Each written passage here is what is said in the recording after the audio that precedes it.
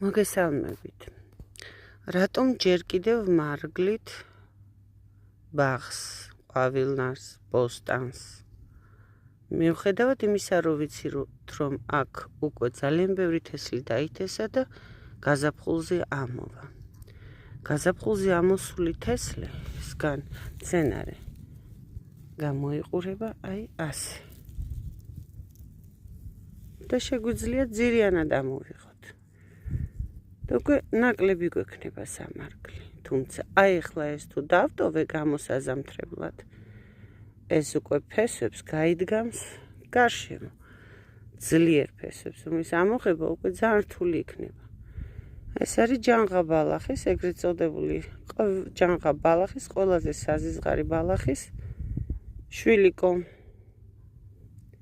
ეს უნდა მოვაშოროთ.